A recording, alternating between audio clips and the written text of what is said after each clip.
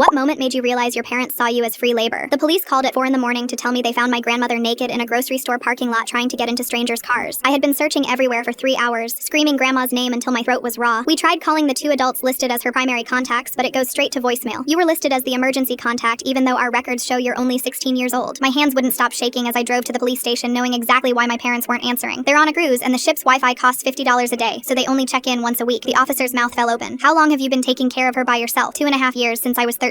You've been her sole caregiver since you were 13? Family helps family. The officer sat down. Tell me about your typical day. I wake up at 5 to get her ready. What does that mean? I change her diaper, get her dressed. She fights me sometimes. He was writing everything down. Then what? Breakfast. I hide her pills in applesauce. Do you go to school? If she's having a good day? How many days have you missed? 43 this year. His pen stopped. You're failing school to change diapers? My face got hot. Someone has to do it. What about after school? I run home. She can't be alone more than 4 hours. Why not? Last time she turned on all the stove burners. Before that she drank bleach thinking it was milk. The officer put down his pen. When do you sleep? I don't really. She wakes up confused every hour. You haven't slept through the night in 2.5 years? That's when it hit me how tired I was. I guess not. The social worker arrived and started asking questions. When did you last see friends? I couldn't remember. When did you last go to school for a full week? I couldn't remember. What about your health? I started crying. My grades went from straight A's to failing. I can't sleep more than 2 hours at a time. Did you tell your parents this was too hard? They say I'm being dramatic when I complain, and that families who love each other make sacrifices for each other. That's when I broke down crying. She looked at me with pity and said, "You're 16 doing the job of a trained nurse while your parents take vacations. That's child abuse." My parents finally called back 12 hours later. I could hear drunk people laughing and music lasting when the officer put them on speaker so everyone could hear. "We don't need this drama right now." My father's voice was slurred and angry. "Sir, your mother was found naked and confused, and your minor daughter has been her sole caregiver for years." My father got louder. "That ungrateful little bitch lives in our house for free. All we ask is that she watches her grandmother while we finally enjoy the life we've earned." The social worker grabbed the phone. "She's 16 years old and missing school to provide full-time care for someone with advanced dementia." My mother's drunk screaming came next. "That selfish brat can't even do us this one favor without whining to the police like we're criminals." The social worker's voice was ice cold. "Changing adult diapers and managing violent dementia episodes aren't favors for a child to do." Then my father said the words that made everyone in the room gasp. "She can get out of our house and live on the streets. We're done supporting a selfish little bitch who can't even help her own family without crying to the cops about it." I felt like I couldn't breathe. The social worker asked if I had anywhere safe to go, and I remembered my cousin Diane who lived 3 hours away. She's been begging to help with grandma, but my parents said they didn't need charity from that side of the family. Diane screamed through the phone when the social worker called. "I knew they were using that kid as free labor. She drove all night to get me, but I was terrified to leave. What about grandma? She needs her pills. She'll be so scared without me." I was sobbing and couldn't stop. "Your grandmother needs professional care that a teenager can't provide. Your parents have 1 week to get back and arrange that for her. If they don't, they'll be charged with elder abuse and child neglect." I started panicking. "She won't understand where I went. She'll be scared." Diane hugged me while I sobbed. "Your grandmother needs professional help and you need to be a teenager." The choice was obvious, but it still hurt. Now that I live with Diane, I sleep 8 hours every night and my grades are back up to all A's. My parents called last week from their cruise to Alaska screaming about the $8,000 monthly cost. "We can't afford as many cruises now because you couldn't handle one simple responsibility." I replied, "Maybe if you hadn't spent my childhood on vacations, you'd have money for her care instead of expecting a 13-year-old to be your free nurse." They hung up and haven't called since.